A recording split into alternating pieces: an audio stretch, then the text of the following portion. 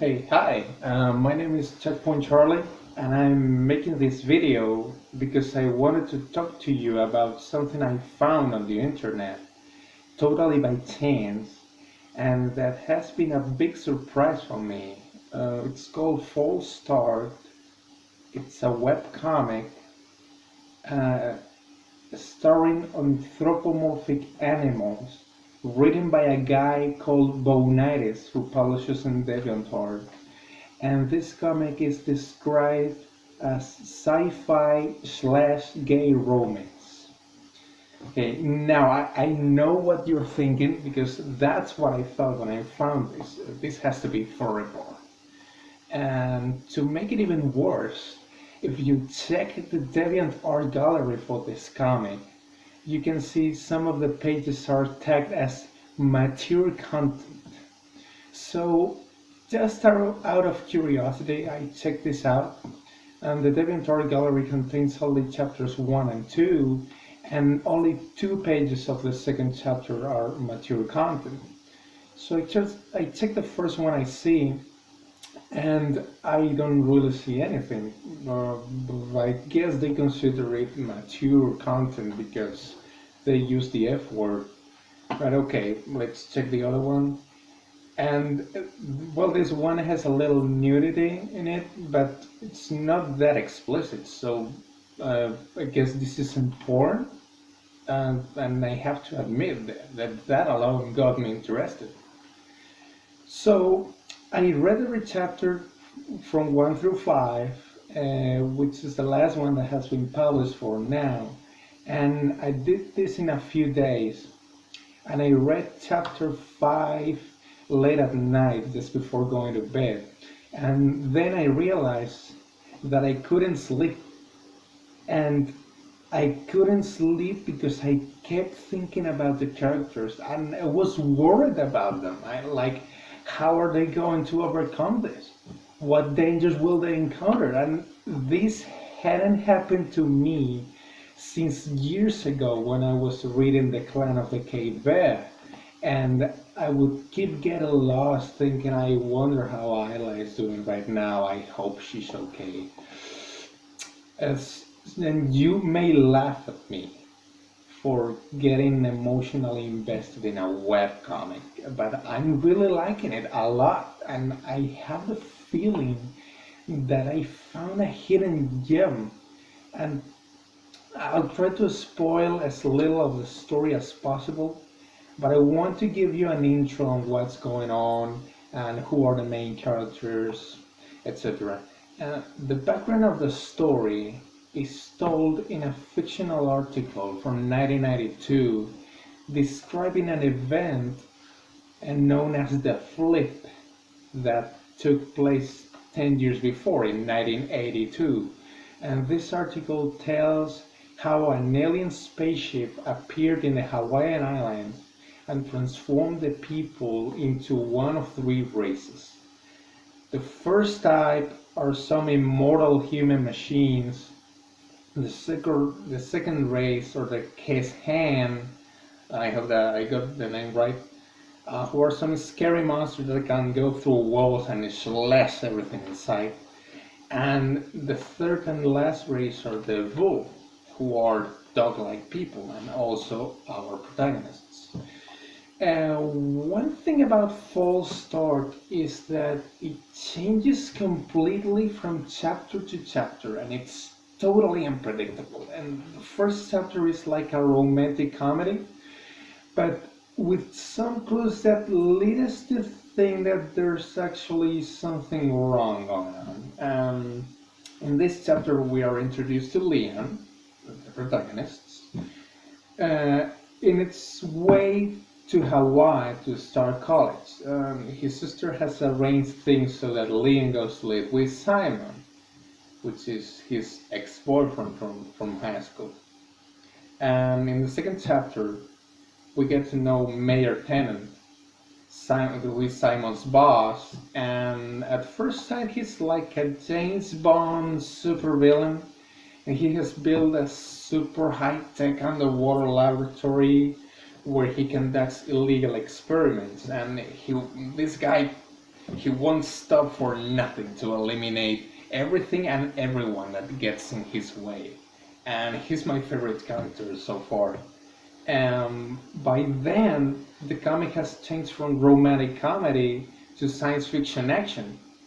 And in later episodes, a little bit of horror is thrown into the mix with those case hands that come out they come out of the walls. And it's pretty scary. Even the style of the drawing changes from chapter to chapter. The design of the characters has changed from this on episode 1 to this on episode 5. So as you see, the drawing is getting darker and darker just as the story goes. And speaking about the drawing, I think it's really good, although in this particular panel everybody looks a little robotic. I keep thinking they're about to start dancing. So let's talk about Mr. Tennant, because he's such an awesome character. I described him earlier as a James Bond villain, but he's a lot more than that, because we later know that he's probably the best benefactor of the Vols, and one even wonders if there would be any Vol alive if it wasn't for this guy.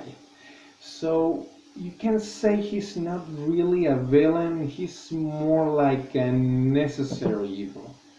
And I love that kind of character that isn't actually over the top. I mean, Mr. Tennant does a lot of things that are over the top, but and you even wonder how he's going to get away with what he does. But later in the story, we know that Vols are treated like second-class citizens. And among other things, they can't vote, and they don't have the right to bear arms, which I've heard is a thing in the United States. And they can't participate in sports events. And Mr. Tennant's goal, as I understand it, is to amend that. So he's not the kind of villain that wants to take over the world.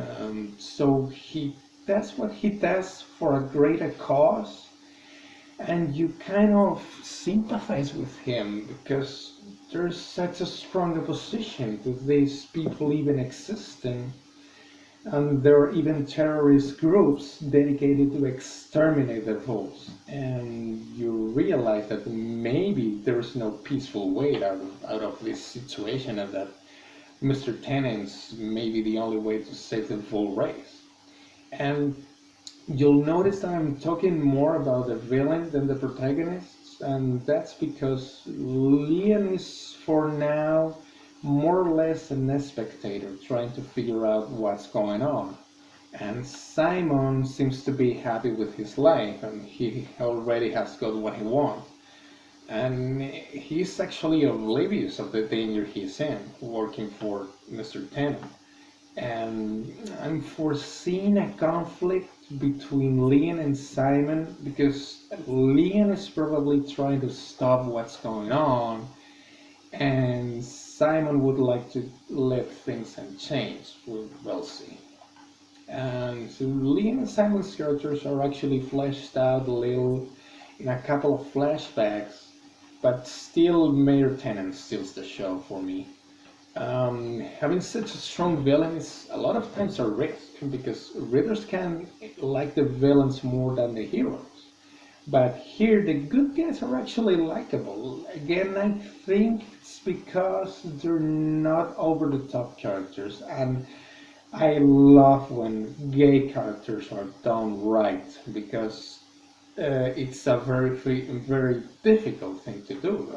It's so easy to just make the stereotypical gay character that shows off all the time, and of course there are love scenes, as the relationship between Leon and Simon is a central part of the story, but it's never disgusting, and they're done with pretty good taste, I might say.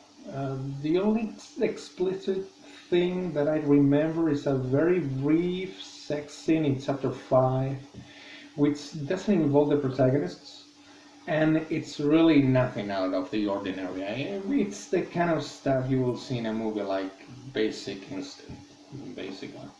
Um, I think the author has achieved a pretty good balance with this comic. It seems to me that he wanted to take everything that was disgusting and sickening about furries and actually make a compelling story with likable characters. And for the moment, I think he's making almost everything that Robert McKee says it's essential to tell a story right. So if you don't know who Robert McKee is, well, he's the author of A Story, Substance, Structure, Styles, and the Principles of Screenwriting. Here I have the Spanish edition. This book is considered by many as the Bible of screenwriters. Something this guy says is that a story should take us to a world where we've never been before, like if we were explorers in an uncharted jungle. But also, we need to be able to somehow relate to this world, and this relation is mostly achieved through the characters. And in one seminar, he said that when I'm watching a movie and I identify myself with a character, I would want the character to have whatever he wants. Because if I were that character in that situation, I would like the same things for myself.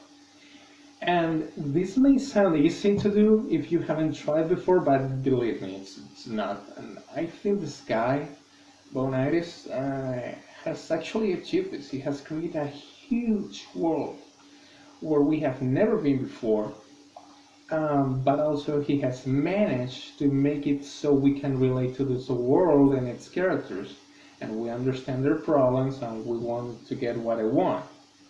So this guy has mixed elements from Shadowrun, Deus Ex, Metal Gear, James Bond, and a little of the X-Files to tell a story about love, friendship, violence, racism, and the abuse of power.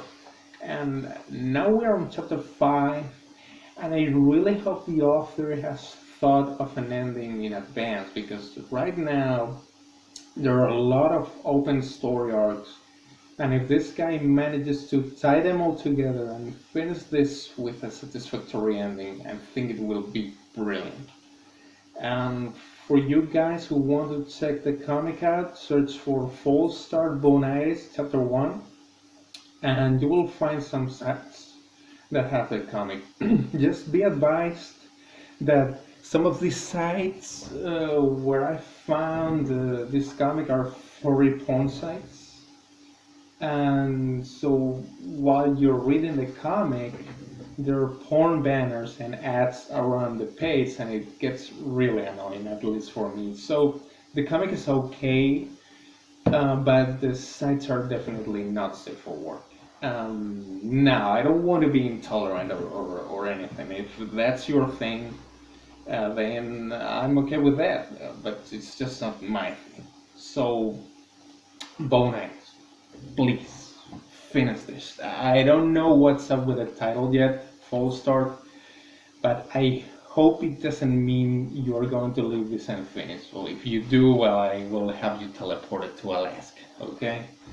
So, well, excuse the video on audio quality. I'm actually making this with a mobile phone, and also excuse my English if it's not very good.